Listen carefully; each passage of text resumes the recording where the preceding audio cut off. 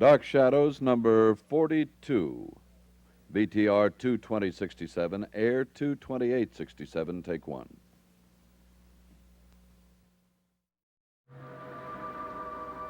My name is Victoria Winters. Twice, in a short span of time, two people at Collinwood have been stricken by mysterious forces, a man and a woman. But only the man has recovered sufficiently to be aware of the full implications of what has happened to him.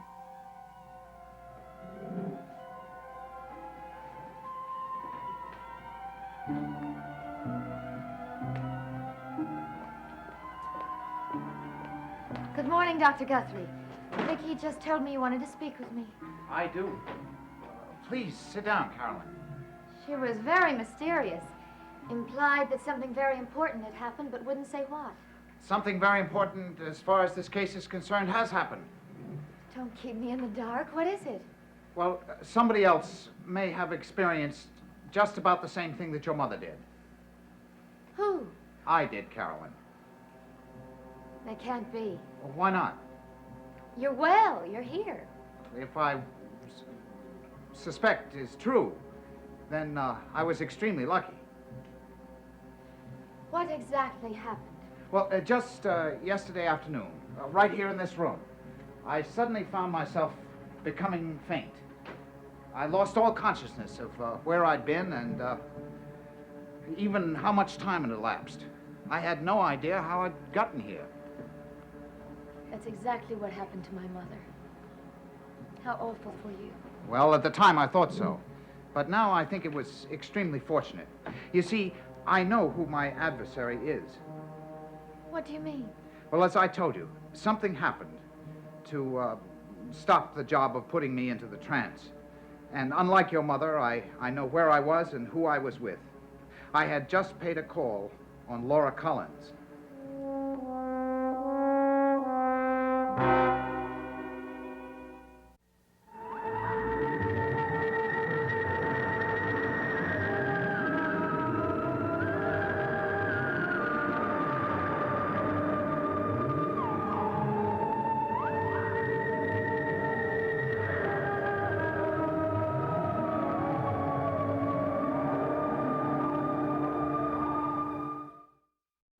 Laura. Of course. Laura. I knew it. I knew it from the very beginning. There was no one else it could have been. Laura. Before you get too excited, you must realize that this is only speculation. Not to me. I know it's Laura. Now, we have no proof yet. What do we have? Well, we have one of the greatest pieces of circumstantial evidence that I've ever encountered. But it won't stand up without something more. I've just been going over what I've been able to piece together. Let's both go over it. Perhaps between us we can find something you may have overlooked. All right, we'll start at the beginning. All right. Where's that? Now, the first Laura Murdoch, of whom we have any record, is Laura Murdoch Stockbridge. She died by fire in 1767. So what? Fires were a very common thing in those days. The next date is exactly 100 years later, 1867. Laura Murdoch Radcliffe was also killed in a fire. Could be coincidence. No, I told you from the outset, everything we know is circumstantial. Yes, go on. Well, do I have to leap ahead to the next date? No. 1967. A woman identified as Laura Murdoch Collins, killed in a fire in Phoenix, Arizona. Oh, but we've proved beyond a doubt that the Laura Collins here is the real Laura, and that woman is really unknown. Beyond a doubt, Carolyn? Oh, it can't be. It's too incredible. It simply can't be. The key to the whole thing was staring us in the face all the time. What was that? The name of the place where the latest poor, wretched creature was immolated. Phoenix? That's right, Phoenix. Do you know the legend of the Phoenix? No, I don't think so. The Phoenix is a bird who arranges its nest so that the sun will set it on fire. And out of these flames, a new Phoenix is born. What does that have to do with my aunt? Well, every 100 years, a Laura Murdoch dies in fire. Now, who's to say that out of those flames, a new Laura Murdoch isn't born? It seems impossible. A medieval legend. This is the 20th century. That sort of thing simply doesn't happen. In the glare of our scientific era, you can find no shadows, nothing that defies explanation? Oh, yes, shadows. Things I don't understand, but this... This is just another patch of darkness, Carolyn. I still can't make any sense out of it. Have you ever thought about reincarnation? Yes, thought about it. And dismissed it. As far as this world is concerned, I think the dead stay dead. Do you? Well, it almost sounds as if you were the detached scientist, searching for an absolute proof, while I was some sort of poet. You don't really believe in reincarnation, do you? Well, I don't know if I really believe in it or not, but it's possible to form a hypothesis. Suppose we say that reincarnation is possible. Following from that, could we not also conclude that it might take place in the same manner as the legend of the Phoenix? A rising in flame? I suppose we could. Wait a minute. I think there's one way we might be able to get that absolute proof you want. But I'd have to have the help of somebody who knows his way around this countryside. Somebody who can be trusted to be discreet. I think I know someone just like that. A boy I used to go out with, Joe Haskell. Can he be depended on to keep what I ask of him an absolute secret and not question any of it? I think if I tell him it's about my mother, he'll do anything you say, unquestioningly. Good. Because you see, what must be done might not be considered strictly legal. Dr. Guthrie, you But can't make no possibly mistake ask... about it. It must be done.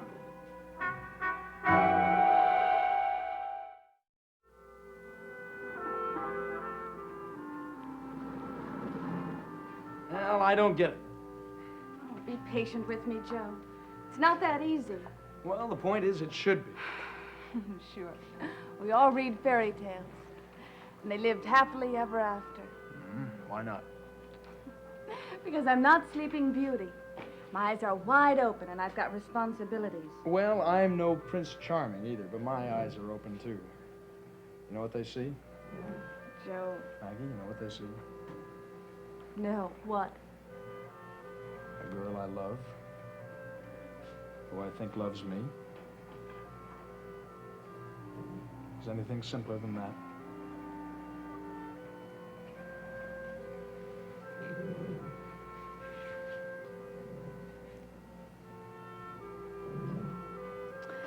Trouble is, the girl's got a father. Everybody's got a father. But my father's different. He doesn't play by the rules. Instead of being the parent, he's the child. He needs me. Well, am I saying you shouldn't do what you can for him? Joe, how would you like him to come along on our honeymoon? Oh, well, that's going a little too far. Not for my father, it isn't.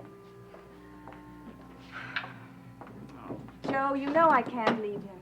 You know what'll happen. He won't work and he'll drink himself silly. Well, he's promised to go in the wagon. Joe, I've heard about that wagon ever since I was a kid. My dad's always promising to get on it. Well, I've seen that wagon pull up to the house, and I've seen it pull away again. My father just stands there, with the glass still in his hand. Look, Maggie, it's his life. You can't sacrifice our happiness to it. Joe, how much happiness do you think I'll have if he sets himself on fire again? That only happened once. Well, once more, and he may not be lucky enough to escape. You know, there are some people that say that that fire might not have been his fault. A fire doesn't start by itself. They say that it might just very well be linked up to the strange things that are happening up at Collinwood. Joe, everything that's ever been wrong with my life has somehow been connected with the things at Collinwood. A long time ago, my father was involved with Roger Collins. I can't prove it, Joe, but something tells me that that's why my father started to drink. Now there are those paintings of Laura Collins. Well, maybe if things are straightened out up there, your father will be all right. Maybe. Oh, I don't know. Wow. Speaking of Collinwood. Hi, Maggie. Hi. Joe. Hi, Carolyn. You want to join us? Thanks. Any news of your mother? She's still the same. No sign of a change in her condition. The doctors are really baffled. Well, what about Dr. Guthrie? He may be our only hope. Look, Maggie, would you mind terribly if I spoke with Joe alone? It's very important. No, not at all. Do you want me to move, or will you? No, we'll go over to a table. I promise I won't keep him long. I don't care how long you keep him, just so I get him back. From what Joe says about the way he feels, I don't think there's any question about that. Look, if you two are going to keep on talking about me as if I wasn't here, I might as well leave, huh? Come on, we can sit down over here. Okay, what is it?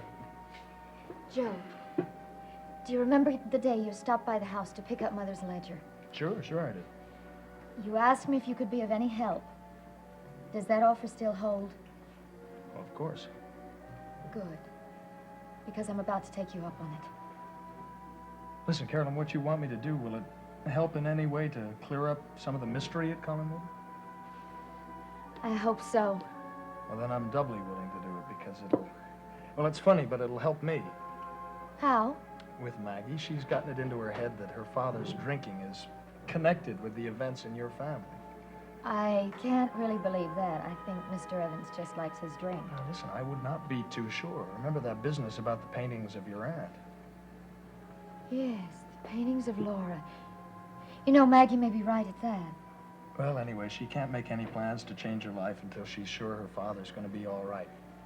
So if you need me, I'm ready. Joe, it's so awful. I don't know where to turn. You're my last hope. If you turn me down, I won't know what to do. I told you I'd help you, Carolyn. I'm so desperate about the whole thing. You have no idea. I need you, Joe. I do.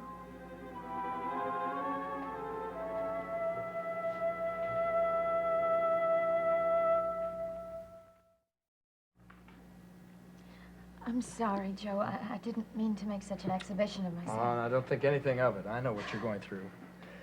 Now, what do you want me to do? First of all, I must ask you to keep everything you hear in strictest confidence. All right, it's a deal. It'll be a secret. Even from Maggie. Well, if that's the way it's got to be. I wouldn't ask it if it weren't. All right, I won't discuss it with Maggie. Thanks, Joe. I know that cost a lot. Oh, well, if she starts asking me what you wanted, I haven't begun to pay for it. I'm sorry. All right, now, what's the deal? I think I'd better fill you in a little bit about Dr. Guthrie. He's not what people think he is. I mean, he's no doctor? He's a doctor, all right. Only not the kind of doctor we say he is. Well, you said he was a psychologist, right? Yes, that's part of it. He's a parapsychologist. What exactly is that? A psychologist who deals in psychic phenomena. You mean spooks, the occult and things like that? That's one way of putting it. Extrasensory perception would be another. What does that have to do with your mother? Mother has been given every conceivable kind of test. The biggest specialists in Boston have examined her, and they've all come to the same conclusion. There is nothing physically wrong with her. But she's in a coma. It's not an ordinary coma. Joe, my mother is in a psychic trance. Somebody or something has put her into a trance. You mean she's been hexed? Oh, Joe, stop fighting me, please. Try to understand. Look, I am trying, but this is not easy to swallow. I realize that. But it's the only conceivable explanation. Well, what does this Dr. Guthrie have to do with it? We decided to call Dr. Guthrie in because he's a specialist in this field. You know, I have done a little bit of reading about this stuff, and not everybody buys it, you know. People are skeptical about parapsychology because it's a relatively new field. Until very recently, its whole area of investigation was dominated by quacks and spiritualists. But parapsychology is different. It's a science. Its methods are scientific. Well, then why hasn't it won more converts? Because what it investigates is very rare and special.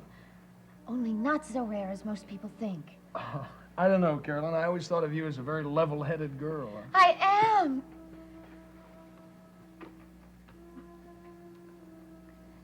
Joe, please. Give Dr. Guthrie a chance. His methods may be unorthodox. It does not mean they're unscientific. Okay, tell me more about it. I think from now on, I'd better let the doctor speak for himself. Well, when can we get together?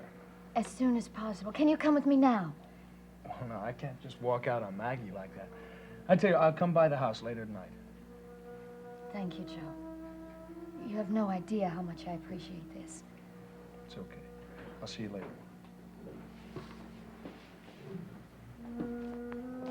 Thanks for the loan of the man. Well, there's a high rate of interest. I have to run now. So long. Bye-bye.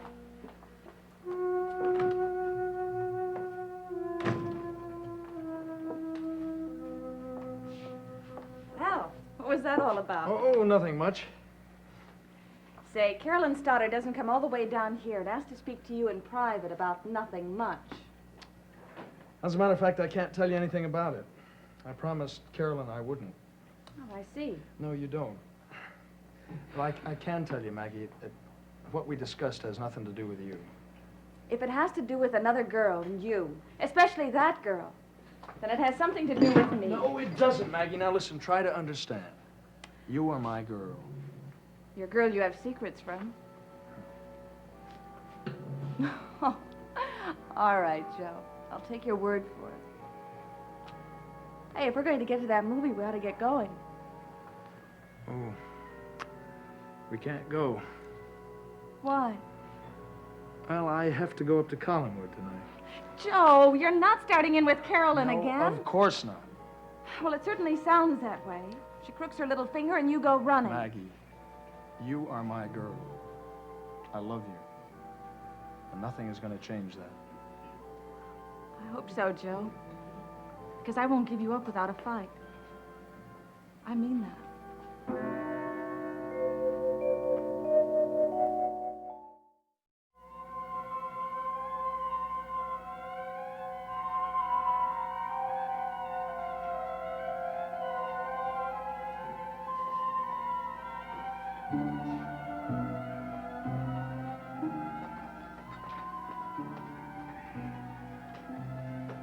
Vicky's upstairs with David. Where's Roger? Oh, he went out. Probably playing Lord of the Manor down at the Blue Whale. Would you like some coffee? Yes, please. You know, since I've discovered this Phoenix thing, I can't get my mind off fire. All the things it means. A source of good like heat and light, and a source of destruction when uncontrolled. I thought dinner would never end. Yes, it's funny how people can dawdle just when you want to rush. This is the first chance I've had to speak with you. Nobody's here? No. Well, what happened this afternoon? I spoke with Joe Haskell. And what did he say? He's willing to do anything he can to help. Good. I just hope he doesn't change his mind. Why should he? Well, he hasn't heard what I want him to do. Neither have I. Well, you will in time. When will I see Haskell? He's coming over this evening. He should be here any minute. Dr. Guthrie, what is it you want Joe to do?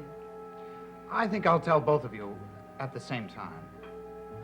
Are you sure that he's absolutely trustworthy? Oh, yes. I'd trust Joe with anything. Good. What I want him to do won't be easy for anybody to agree to.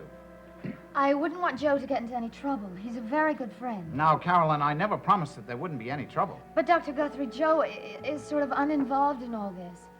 It wouldn't be fair to involve him in something that might be dangerous for him. If we're careful, everything should go off without a hitch. I hope so. That must be Joe now. I just hope I'm not getting him into anything for which we'll all be sorry. Carolyn, we can't think about that now. What must be done is the only way I can know certain things for sure. And I must know them.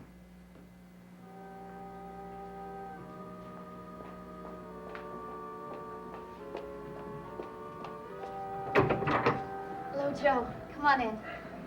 I got here as quickly as I could. What's up? I can't really tell you very much about it, but Dr. Guthrie can. Come on in. Dr. Guthrie, you've met Joe Haskell. Yes, how are you, How do you do, Joe? sir? I'm very glad you've decided to help us with this. Well, I'll do anything I can to help Carolyn's mother. This may be a bit more than you bargained for. Has Carolyn told you anything about the nature of my work? Well, yes, I can't say that I fully go along with it, sir. Well, it's not important that you agree with either my methods or my beliefs. The important thing is that we're both interested in achieving the same results. Oh, I think we can be sure of that. Well, good. I hope you'll keep that in mind, no matter what I ask you to do. Well, what exactly is it that you want? You're being more mysterious than Carolyn was. I wasn't being mysterious. I really don't know very much more than you do. Before we get into all that, there's something I have to ask you that you may find rather strange. I would like to know how you feel about reincarnation. Reincarnation? I don't know. I haven't given it much thought. As far as I know, you only live once, at least here on Earth. Well, can you envision an afterlife here in this world? Do you think it's possible that people can be born over and over again? In other words, reincarnated? Not really. Well, that may make it a little difficult for you to accept what I'm going to ask you to do. And what is that? I want you to help me open a grave.